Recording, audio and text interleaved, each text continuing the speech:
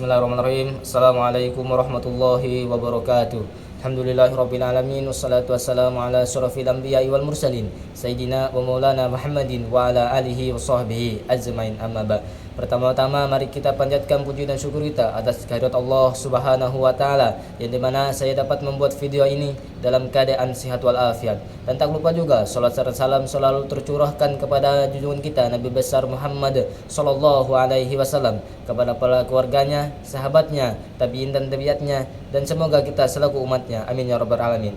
Yang terhormat Ibu Fadliyah Adlina MPDI. Saya Aditya Rahman dari Prodi Ekonomi Syariah, Fakultas Ekonomi dan Bisnis Islam. Saya di sini akan membuat video tentang pemikiran Siti Mustika tentang pemikiran Islam.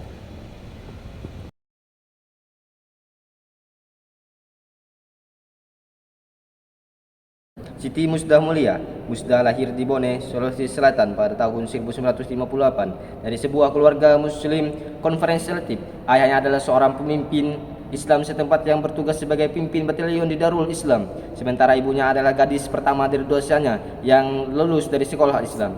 Siti Musdah adalah seorang aktivis hak-hak perempuan dan profesor agama Islam. Ia adalah seorang wanita pertama yang diangkat sebagai profesor riset di Lembaga Ilmu Pengetahuan Indonesia, dan saat ini menjadi dosen pemikiran politik Islam di Sekolah Pascasarjana di Universitas Islam Negeri Syarif Hidayatullah sejak 2007. Musdah telah menjabat sebagai Ketua LSM, Konferensi Agama dan Perdamaian Indonesia, yang bertujuan untuk mempromosikan dialog antara agama di Indonesia. Ia juga menjabat sebagai Direktur Megawati Institute, sebagai lembaga pemikir yang didirikan oleh mantan Presiden Megawati Soekarnoputri. Musdah juga telah menulis buku termasuk Islam Kritik Poligami 2003, Ensiklopedia Reformis Muslimah, Esensi Gagasan untuk Reinterpretasi dan Aksi 2004, dan Islam dan Implementasi Kesetaraan Gender 2005 pada tahun 2020. Ia meluncurkan edisi terbaru Reformasi Muslimah. Musdah telah menyatakan pandangannya yang moderat mengenai isu-isu Islam. Ia telah menyatakan tidak ada arahan yang mengharuskan perempuan mengenakan jilbab dan telah menyatakan sentimen yang ramah terhadap LGBT. Musdah juga menganggap poligami adalah haram. Dia juga telah menyatakan pandangannya bahwa perempuan muslimah seharusnya diizinkan untuk menafsirkan ajaran Islam sendiri dan menjadi ulama. Kepala Sekolah Pemikiran Islam SPI Pusat Dr. Akmal Sabjiri melalui artikelnya kepada Rabu 6 November 2004 menyebut pemikiran Siti Musdah Mulia. Nama Siti Musdah Mulia pasti sudah tidak asing lagi di kalangan para pemerhati Islam liberal. Tokoh yang namanya identik dengan jaringan Islam liberal JIL itu dikenal kerap kali melontarkan pandangan-pandangan kontroversial. Misalnya dalam sebuah wawancara di jurnal Perempuan, Musdah Mulia menyatakan bahwa Allah hanya menilai orang dari ketokonnya, bukan orientasi seksualnya. Belum lama ini, Musdah Mulia kembali menjadi pembicaraan. Hal ini terjadi sejak Musdah tampil dalam podcast Lautron Kontek yang dipadu oleh Andini Effendi. Perbincangan Musdah dalam podcast kali ini mengundang perhatian Kepala Sekolah Pemikiran Islam Dr. Ahmad Sajari penulis artikel "Permisi, sudah boleh mengkafirkan" yang dimuat dalam laman pribadinya melakukan pada Rabu 6 November 2004. Akmal menunjukkan kejanggalan besar dalam pemikiran Musdah yang dikemukakan dalam podcast tersebut. Hal unik dalam podcast tersebut antara lain terlihat ketika Musdah membahas tentang pernikahan beda agama. Biasanya kalangan liberalis akan merenggangkan batas pernikahan sehingga menemukan pemberadaan seluas-luasnya bagi seorang muslim untuk menikahi orang kafir. Akan tetapi kali ini Musdah justru mengambil jalan sebaliknya, yaitu dengan mengatakan bahwa seorang muslim pun bisa jadi kafir, tulis Akmal dalam artikelnya. Saya tidak setuju dengan pendapat Siti Musdah tersebut yang berpendapat bahwa diperbolehkannya nikah beda agama, sedangkan agama Islam secara terang-terangan melarang adanya menikah beda agama. Allah Subhanahu wa taala berfirman dalam Al-Qur'an surah Al-Baqarah ayat 221 yang mengandung arti, "Dan janganlah kamu menikahi wanita musyrik sebelum mereka beriman.